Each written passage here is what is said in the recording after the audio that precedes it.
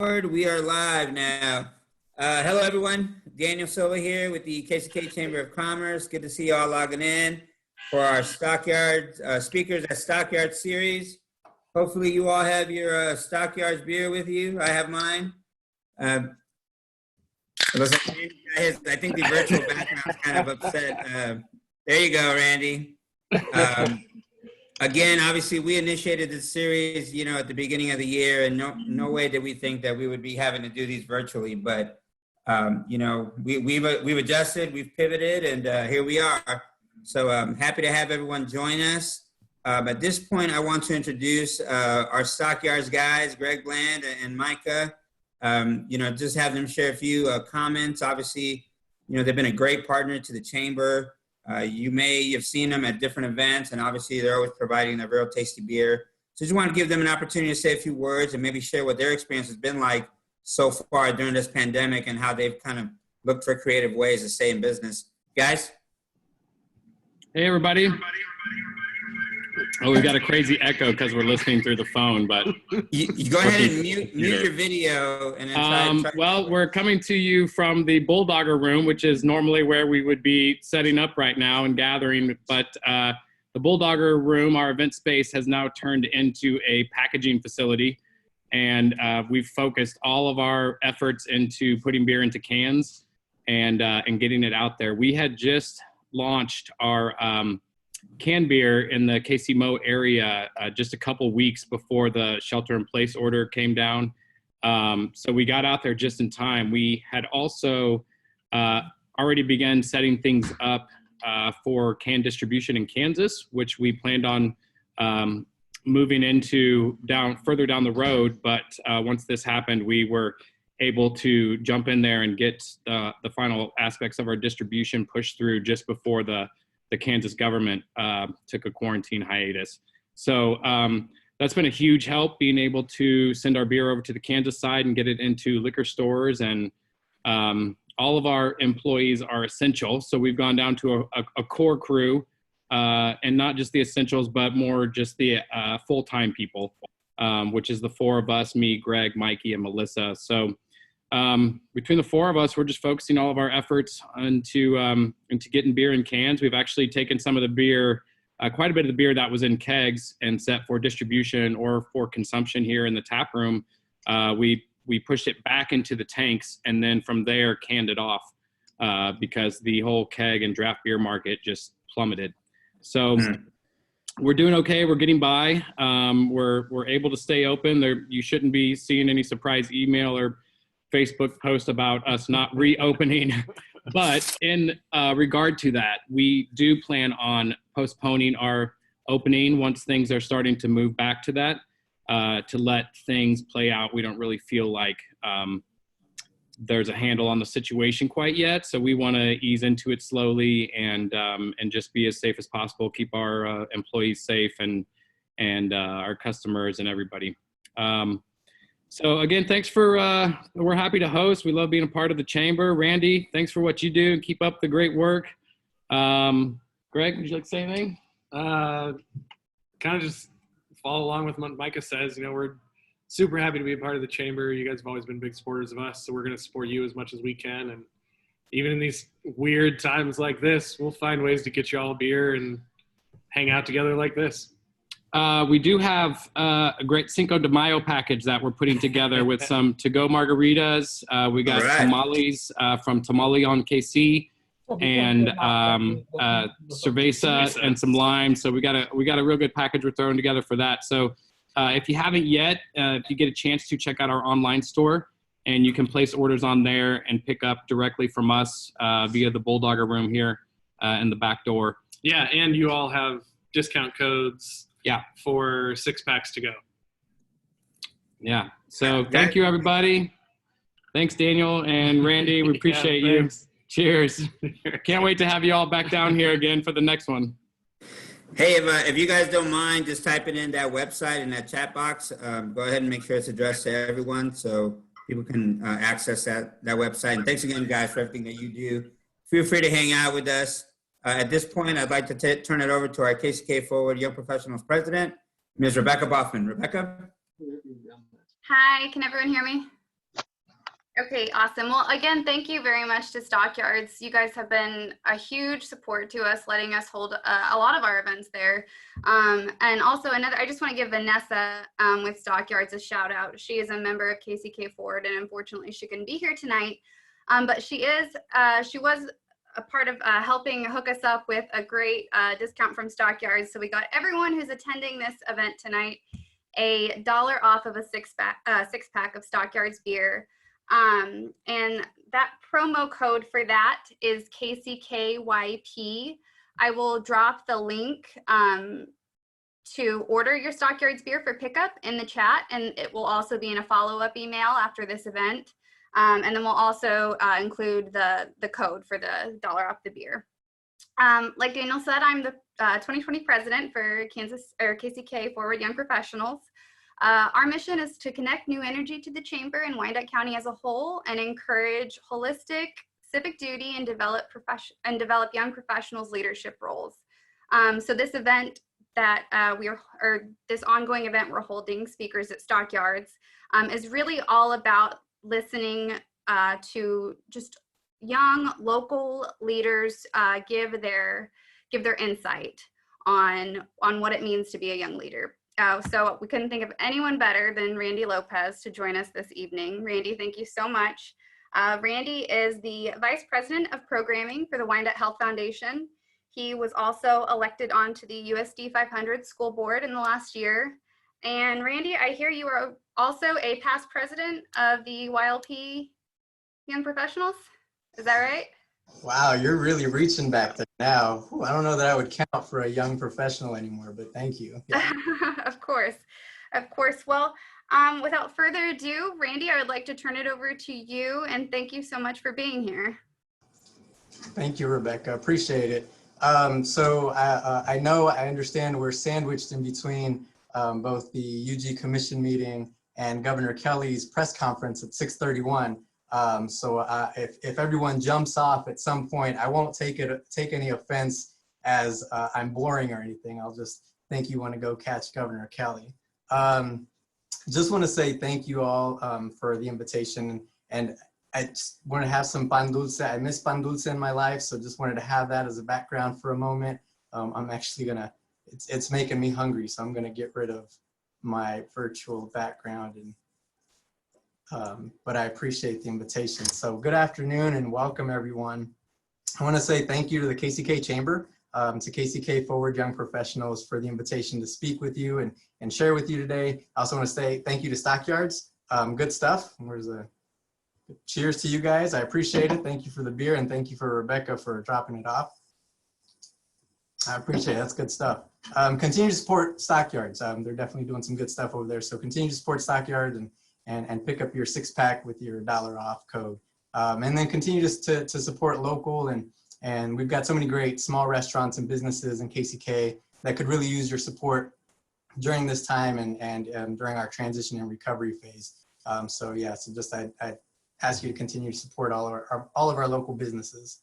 I hope and pray that all of your loved ones are safe and healthy. I know so many in our community, all of us have been impacted either directly or indirectly in some form. So I just hope and pray that everyone is staying as safe as you can, as healthy as you can, and we're in this together.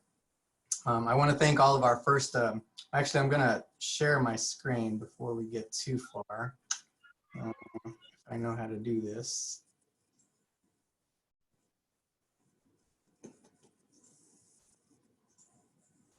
Can you guys see my screen okay?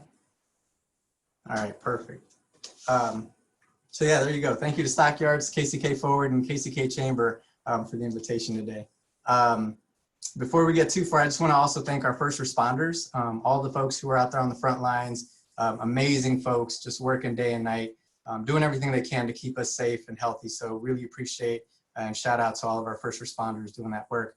And thank you also to our mental health providers. As we enter Mental Health Awareness Month in May, we know that this continues to be a great need for so many. So thank you to our behavioral health and mental health providers as well. Just to give you a little bit of background of myself, so you kind of know who I am, and give you something about me. I'm a KCK native, an original Dot for those of you that are keeping track. I've lived in the Dot all my life except for a short time in grad school when I lived in New York City. but other than that, always in KCK. Born of immigrant parents. My mom is from Monterrey, Mexico. My father is from Torreon, Coahuila. And my parents moved to the United States so that they could provide opportunities for their children that they didn't even know existed. I'm one of 5 Lopez brothers, and so shout out to any of my family that may have joined or may be listening now. I went to school here locally, graduated from Sumner Academy, class of 99, the best class. Any Sumner Sabres out there, class of 99, best class in KCK. As Rebecca said, I'm currently with the Wyandotte Health Foundation Vice President of Community Programs and recently elected to the Kansas City, Kansas Public Schools Board of Education. First Latino to be elected onto the school board. We've had Latinos on there previously, but the first Latino to be elected. And so I'm honored to serve our community in this capacity. Today, I just want to have a conversation, and please drop any questions you might have that come up during the talk or after. Happy to try to answer as many questions as I can. Just want to talk a little bit about our role in building community and rebuilding community, both during and after we come out of this pandemic. A colleague of mine, Dion Cartwright, with the Funders Network, recently wrote, COVID-19 has highlighted the impact that decades of systemic and structural inequity is having on low-income communities and communities of color. The inequities that long existed before this pandemic are continuing to be on display as we see higher death rates among African Americans, Hispanic, and Native communities. On a daily basis, we are witnessing the disproportionately negative effects of existing racial gaps. So we're living in a really critical moment, and a critical moment in time where we have an opportunity to step into our leadership. We have an opportunity for a paradigm shift. Imagine for a moment with me leaving our usual thinking behind and replacing it with more equitable and just ways. What better time for us as practitioners in philanthropy, in the public and private and all sectors, to better understand the issues that we face of inclusivity, race, and equity, and translate those into our daily practices. I work in philanthropy. In philanthropy, we need to remember that we're in a unique position to be flexible in our grant-making approach and can be innovative in how we work with communities to develop community-driven solutions to problems. This past Sunday, I was a guest speaker at Grandview Park Presbyterian Church during their church service, where I mentioned similarly to them, you know, I don't know that I really want to go back to normal. You see, because the normal that we had so much pain and suffering for so many people. This is our opportunity to help remove some of those barriers and remove those inequitable practices to rebuild our community. So today I just want to highlight and talk about a few approaches that I think we as individuals and collectively can take to rebuild our community. I'm going to speak in more generic, broad terms, just for the purposes of time. But I would say, first of all, we need to look at ourselves, right? We need to look at ourselves both individually and as organizations that we work in, and reimagine those practices that we take that remove us from being able to collaborate fully with our neighbors. In philanthropy, that might mean looking at our grant guidelines and processes to create a more streamlined approach that is inclusive for all. Whether that means supporting those multi-million-dollar nonprofit organizations or those smaller community-based startup organizations, trying to be inclusive of all of them. What can your organization, or what can you do within your organization to ensure equity, to ensure that equity and community are at the center of our work? During this health crisis, our foundation lifted restrictions on grants to allow for organizations to use the dollars where they need them to respond the most for their clients and for our community. And what I found in conversations I've had with our grantees is that this creates a more collaborative approach to grant making and to working as partners. These grantees want to honor their commitments, but they appreciate the flexibility of our foundation. So let's look at those decision points that we have every single day in our workforce, in our workplace, and see how we can make some small tweaks. Maybe it's in how we answer the phone or how we answer an email, or maybe they're just larger decision points like who we're giving grants to and what that application looks like. Now, I mentioned earlier that we're entering Mental Health Awareness Month. We have some amazing organizations doing this work here locally. Wyandotte Behavioral Health Network, Vibrant Health, Dr. Sharon Lee's clinic, and so many others. And we know that the mental health impact of COVID-19 pandemic, it's gonna exist for months, if not years or lifetimes. A partner in our community, Chandra Green with Alive and Thrive, stated recently on a call that I had with her, you know, our communities, Randy, have suffered trauma and they don't even realize it yet. It'll be imperative for us, not just as leaders in our community, but as brothers and sisters and neighbors, to ensure that we're caring for one another and recognizing the need for compassion, self-care, and mental and behavioral care for others. This is a unique time, but even within a social distancing norms, it's a time to come together, a time for more collaboration and supporting each other. Just last night, I was on a call again with Grandview Park Church and First Baptist Church, who are working together during this time to support each other's congregations and creating fellowship, because they know that together, we create a more beautiful community. We all know Wyandotte County and its beauty, right? Wyandotte County is such a diverse community, but can often be segregated within itself, sometimes by design. But we have the power to change that.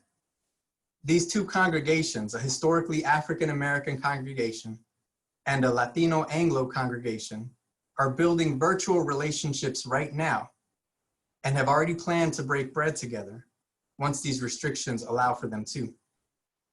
It's time for more of us to take these ideas and for more of this to take place, to build fellowship and relationship when maybe there wasn't one in the first place.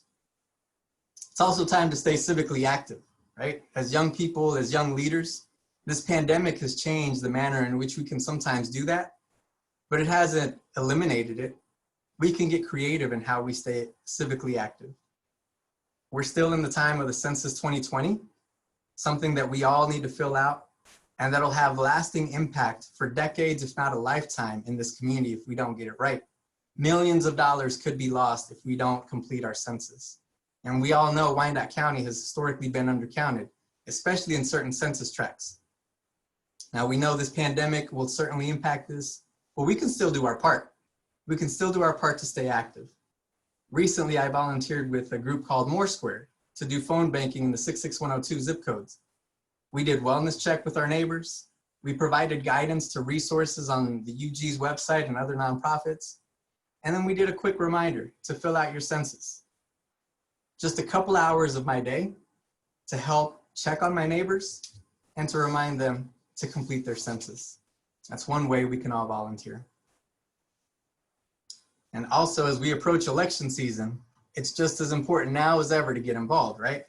You know that voter suppression can be very real in a lot of communities, but we find ourselves with opportunities to help ensure that people vote. First of all, we all have to vote, right? Commit ourselves to voting, and then encourage others to vote. So even though we're in this pandemic, it doesn't change the importance of how civically active we should be. It's also time to give. Now, if you guys, I'm sure you guys have seen and realized that Kansas City as a whole is blessed to have a very philanthropic heart. We saw this with the Kansas City Response and Recovery effort, which raised over $16 million to support local agencies during this time. I had the privilege of serving on that advisory committee, and let me tell you, the need in Kansas City right now is great. But the heart of you, of our young leaders in our community, and of everyone is greater. We as individuals can give to that response, or we can find local organizations that we want to give to directly. Give a few examples. El Centro, right down the street on Minnesota Avenue, is doing some amazing work doing food distribution and utility assistance. Harvesters earlier today had a large food distribution site at the old Indian Springs parking lot. And I hear they're planning another one in May out by Arrowhead Stadium. We can volunteer, right? We have our local United Way of Wyandotte County, which provides so much support to local agencies and supporting individuals through the way of utility assistance.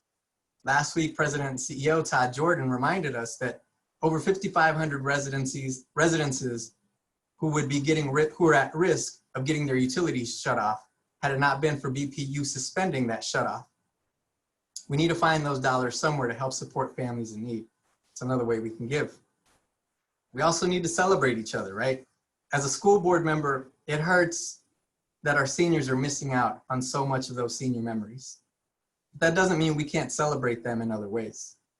If you know a senior or their family or any student, reach out and celebrate their successes that they have. Right now, they really need you. They really need us. I also sit on the board for the Greater Kansas City Hispanic Development Fund, where we provide scholarships to local Latino students. We'll be making a big announcement soon regarding this year's scholars and their awards, so I can't say too much. But I'll say that the need for financial assistance for our scholars continues to be high. We're always looking to also raise funds so that our students can go to college. There are plenty of ways for us as young leaders to step up into leadership and give back. I believe that we have a responsibility to one another, and that is super apparent as we begin to reopen our communities. I know the governor is going to be speaking soon about the state of Kansas and her plan. Yesterday, we saw Mayor Lucas introduce their plan for Kansas City, Missouri. And soon we're hearing from Mayor Albee regarding Kansas City, Kansas. Now, the plans that will be outlined will be an important step in helping our recovery.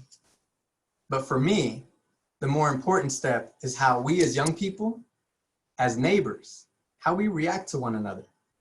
Will we work collectively to engage each other in meaningful approaches to rebuilding community? Will we seek to know and love our neighbor in ways we hadn't before? Will we find multi-sector approaches to engage community residents, to involve them in decisions that will affect them? Will we use our places of leadership, power, and privilege to advocate with those who may feel disenfranchised, or those that feel like they don't have a seat at the table? I started earlier by speaking to the inequity that exists in our community, and it'll try to persist after we open up. But you and I, as young leaders, you have a say in how to change that. I'll close with this, and then we'll open up for some questions. We find ourselves in times of uncertainty and plenty of health risks. As our plans for reopening begin to emerge, let's not forget that we're not in the clear just yet. We should still be cautious, careful, and thoughtful in order to save lives. And we still have a responsibility for one another. And we will help rebuild community by how we respond yesterday, today, and tomorrow. So let's take care of one another. Let's do good. We're a resilient community. It's our time to step up into our leadership and be that hope for one another. So that's what I got today. I don't know if there are any questions that have popped up, or if y'all want to drop off to go watch Governor Kelly. But thank you guys. If you have questions, you can reach me at this email. Happy to chat at any point. Really just want to thank again the Chamber and KCK Young Professionals for putting this together, and all of you for your roles in taking care of one another. I think Rebecca mentioned my time as the Young Latino Professionals back then, and you know, we did some good work in terms of supporting and lifting leadership. And you know, if you look around our city, you'll find a lot of folks in places of leadership that you know, we just support each other. And I think that's what this group is doing, is lifting each other up and putting people in places where we can support and help and push each other. So thank you guys for what y'all are doing. And Stockyards, thanks again for the beer. Appreciate it.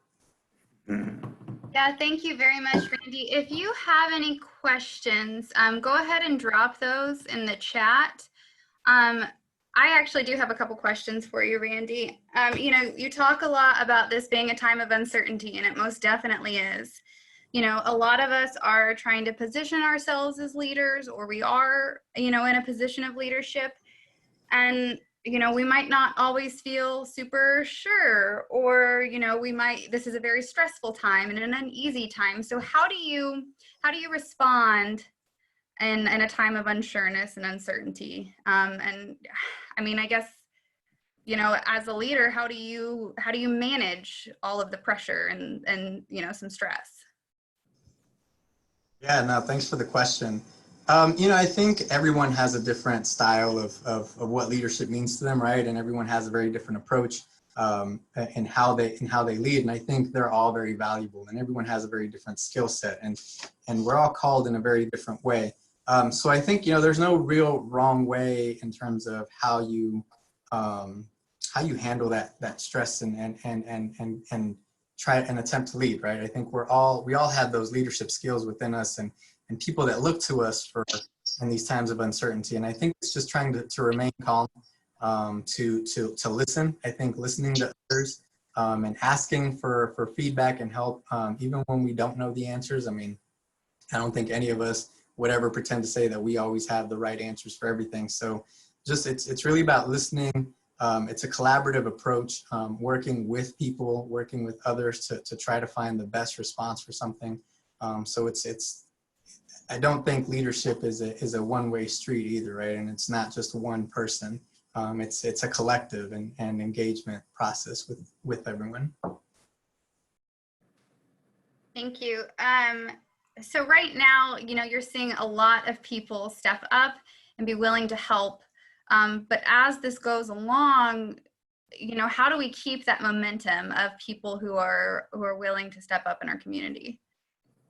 Yeah, I think what you guys are doing with the young professionals is great, right? I think it's that encouragement of providing a space where everyone and anyone can come into and ask questions and be provided those support systems to be able to learn from one another, to learn from each other's experiences, mistakes, and be able to offer up our own experiences and mistakes. So I think this type of platform, whether it's virtual or in person, is a great way to do that, and also just to build your network, right? So I think one of the nice things early on when I first got involved with the chamber and YLP, I had just moved back from New York, and was looking to get to know people in Kansas City, get to know more people in Kansas City, and really build that network, and met some great people. And so I think that, that's an opportunity as well, what you all are providing this platform to be able to network and meet people that maybe you wouldn't have known, and be able to have someone, right? So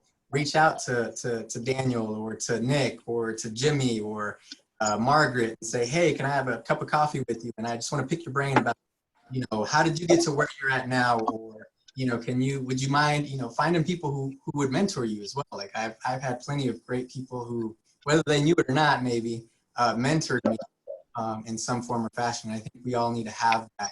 And then also understand that whether you realize it or not, people are also looking up to you. People look at you, and whether it's in your circle or people from a distance are watching and learning from you as well. So, using these experiences that we all have and the collective experience to learn from one another. Awesome, thank you. I don't think I'm seeing any questions in the chat. Yeah, go ahead, Danny. Yeah, thanks, Rebecca. Randy, it's been a pleasure seeing you grow into all of these magnificent leadership roles. I've heard a lot of leaders talk about, they have their own kind of personal board of directors, or a kind of an inner circle that they lean on. Do you have one? And then what is it that you lean on them for? Yeah, no, I think that's something I learned early on from some really great friends. And Danny, we probably have had some similar board of directors or members on that board. As a kid, I don't know, many of you all might know Chop.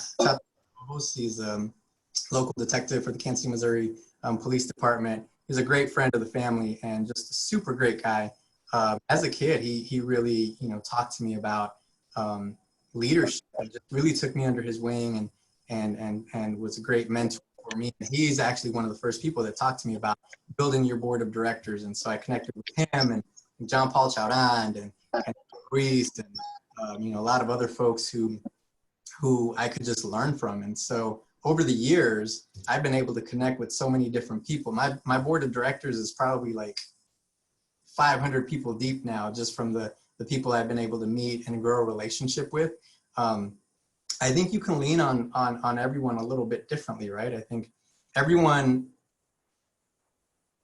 should be able to be invested enough in me to give me feedback, whether it's something good or something I can learn from or grow from. That to me tells me that they're invested in me, and that's what I ask of them, right? Just be honest with me, because I know I'm not perfect. I'm going to make some mistakes here and there, and I think that's where I've learned to grow. And so folks like that, you know, even people, even just colleagues, like Danny has been a good friend. You know, I've been able to learn a lot from Danny watching him and just having coffee with him or sharing a beer with him and having good conversation. So I think you continue to add to that Rolodex, right, of people on your board of directors who you can tap for whatever reason, whatever questions you might have, whether it's for an introduction to somebody or if it's just, hey, like having a tough time, can you help me out through something? So I think it's important to identify those people that you can trust and that you can build off of. You know, I still have some really great ones. Danny and I probably have similar ones. Mayra Aguirre, Raymond Rico, Ramon Murguia, you know, these folks who you just lean on and aren't afraid to tell you the truth, even when it hurts your feelings a little bit.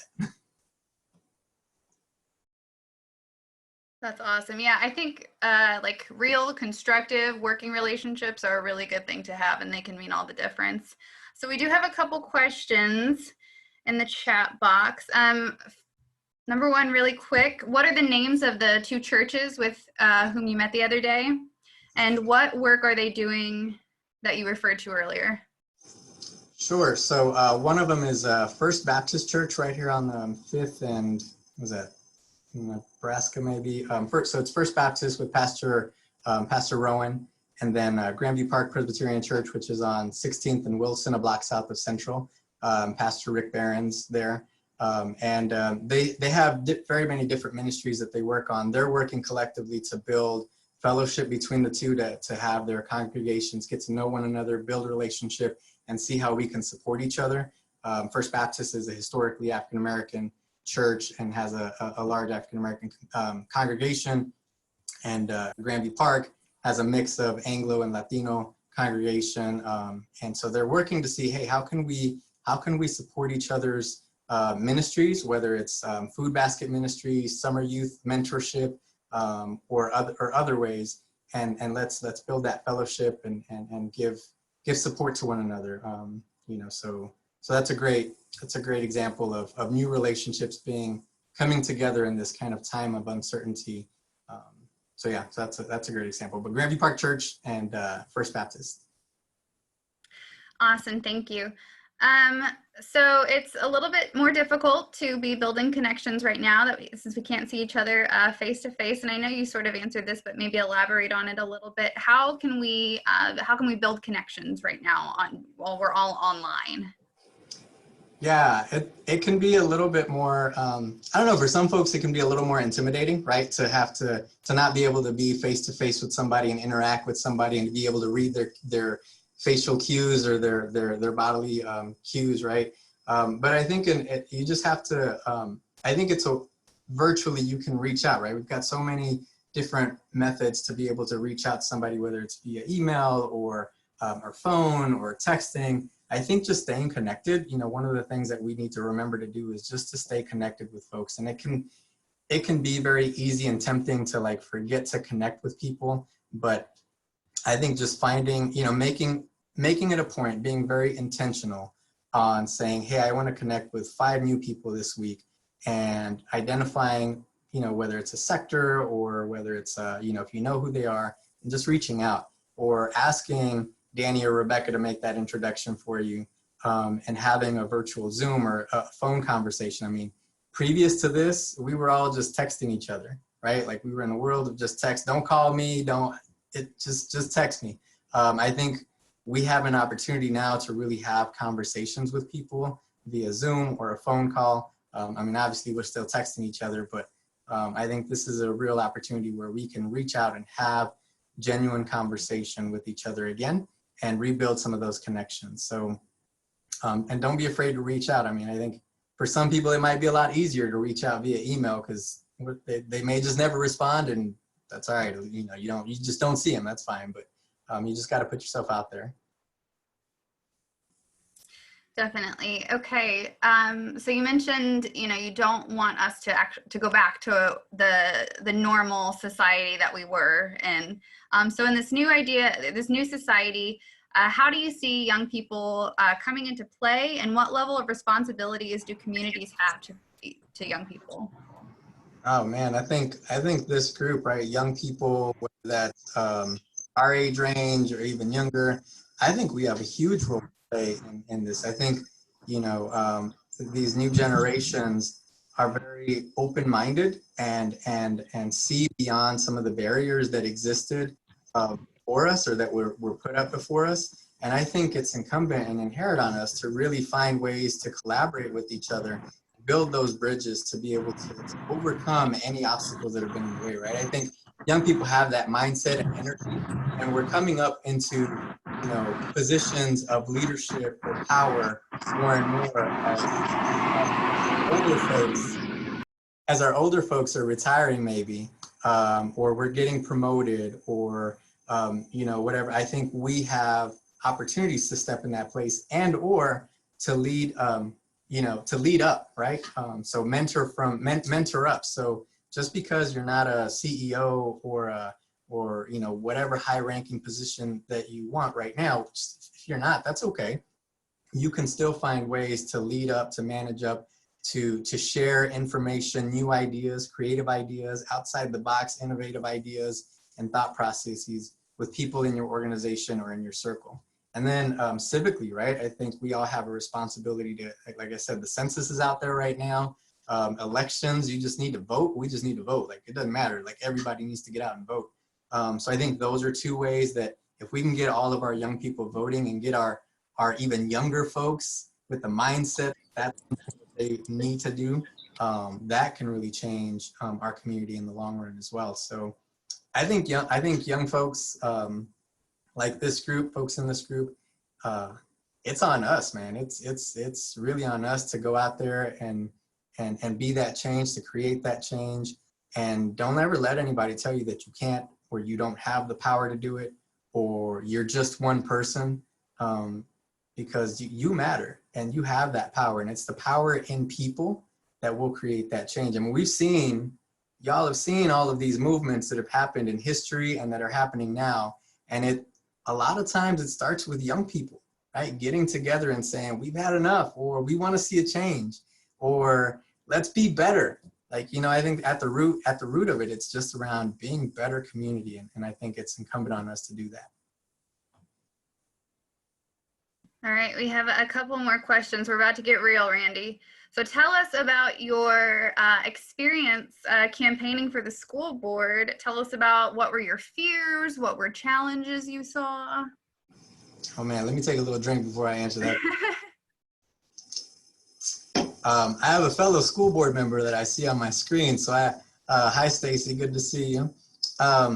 You know, it's the first time I've ever run for any kind of office, public office like that, right? And it was scary. I'll be honest. Like, it was very scary and intimidating, you know, to do that. But I had a really great surrounding cast, right? I had people around me that were supporting me, that loved me, that you know, were really that would really push me. And even in times when I wasn't sure, they were there to help pick me up, you know. And but it was fun. It was a fun experience. I got to meet so many people in our community. I got to knock on so many doors. I got to have real, genuine conversations with people to hear about what their concerns are with the school, with our school district, or what they're excited about with our school district. So it was a fun experience.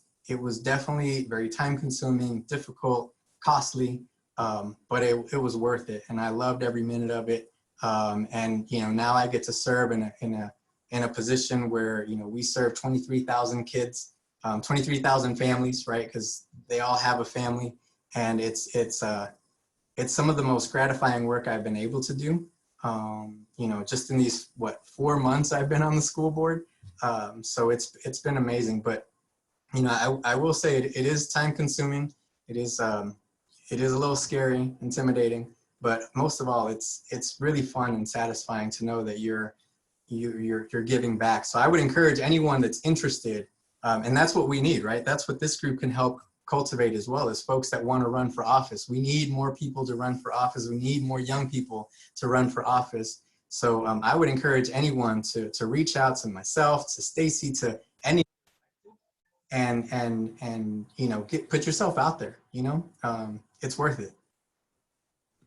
Yeah, that's awesome. Our last speaker for Speakers at Stockyards was Commissioner Christian Ramirez. So that was another awesome example of a young person who, really stepped up to, campaign and find themselves in this position of leadership. So a follow-up question we have, how do you, and this is a great question, how do you balance your board work and your actual job, full-time job work? I'm gonna take another drink. Stockyards Brewery. This is good stuff. Thank you. Now that's an awesome question, and it's one that I continue to work on, every day. It's not easy. I think as you continue to grow in your professional career, you'll find yourself getting tapped for more and more boards or committees, or and that's a great thing, right? Like you want to be able to serve and give back, and I think if you can get on certain committees or boards that you're interested in, I would definitely recommend it, because that's a way for you to give back with your time. But it can be difficult to balance work, life, boards, family, dog, everything else. So you just have to, it's about self-care, right? So, first and foremost, you don't want to burn yourself out. You want to take care of yourself mentally, spiritually, physically, and make sure that you're doing okay, because if you're not okay, you're no good to either your work or the board you're serving on. So you want to make sure that you're okay. And second, being organized. I know this is going to sound like, right, just kind of cheesy and what people are going to say, but just staying organized, just making sure you understand the time commitments of each board that you're on, and then being proactive about and anticipating what the needs are, or the needs that are coming up, whether it's at work or on your boards, and anticipating what those things are to try to stay ahead. You don't want to fall behind at work. You don't want to fall behind on any boards, because playing catch up on either of them can be tough. And then having good relationships with everyone. I'm pretty blessed to have a very supportive workplace. Kathy Harding, our president and CEO here, and our board of directors, super supportive throughout the entire campaign, and during the with my school board commitments and other commitments, they understand that they take time. They understand they're important as well, and that they affect the work that we're doing at the foundation. So having that relationship, that commitment, that support, and that open communication with people, so that you're not catching people off guard if you take off a couple hours of work to go to a school board meeting or whatnot. So I think those are some important things, but you just have to find what works for you, and it may be different for everyone, but like I said, self-care is a big one, and I think that's what helps balance it out.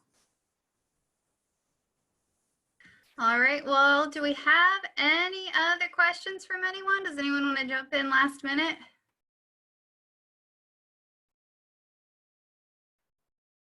Okay, well, I don't see any in the chat.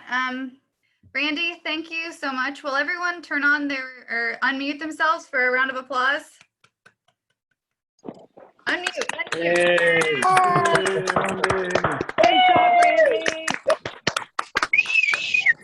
All right, thank you very much, Randy. That was incredibly helpful in just getting your insight on all of that. Randy and I actually office in the same building together, so I'll probably be coming, once all this is over, I'll probably be coming up there for more advice from you. Perfect. I got more beer. Yeah, great. All right, so Randy talked a lot about collaboration, so I feel like this is a great plug for me to talk about the fundraiser that KCK Forward is holding with Giving the Basics. Giving the Basics is a nonprofit organization here in Kansas City, Kansas. And their main goal is to provide people in need with personal hygiene products, a lot of personal hygiene products that a lot of people that aren't covered by the government and are a huge need in our community. So KCK Forward has partnered up with them, and we have made these awesome baseball caps, or dad caps, for all of you who are hip with the kids. So I dropped the link for that fundraiser, or I can drop it right now here in the chat, and I'll also include it in our follow-up email. But the hats are super cool, and all of the proceeds go back to Giving the Basics. Thank you very much, our ex officio, Lydia Knopp, who designed the logo for these hats. There they are. Thank you very much. Yeah, so you have, I believe, 12 more days to get on and order your hat, and it'll be super cool. You'll see a lot of people in the community wearing them, I think. So those are awesome. Let's see here. If you enjoyed this event and you are interested in joining KCK Forward, please feel free to reach out to me or Caitlin Kaminsky at the Chamber. I'm going to drop my email in the comments right now. And Caitlin, if you'll drop your email as well. And we'll also include those in the follow-up email here. And other than that, Danny, am I forgetting anything? No, but I have a couple comments that I'd like to add, if that's okay. Yeah. So we did just receive word that the UG has extended the stay-home order to May 10th. You might have seen that in your phone. So just giving everyone a heads up. Also want to say thank you to our partners at Stockyards. We do have a board member, two actually, because Rebecca's on our board as well. Margaret Steele with Kansas Gas. Thanks for joining us. Appreciate you being here and supporting us. And again, just thanks again to everyone for tuning in. KCK4 is doing some amazing things, and it's been awesome. This program's only been around for 3 years, and it definitely is one of our more exciting programs at the Chamber. So keep up the great work. Stay engaged. Stay involved. Thank you. All right, well, everyone have a good evening. Go ahead and go watch Governor Kelly or the UG session or the Parks and Rec special if you're a Parks and Rec fan. Woo! Woohoo! All right, well, everybody have a good night. Randy, Stockyards, thank you again. Thank you. Thank you guys. Appreciate it. Bye-bye. Thank you, Stockyards.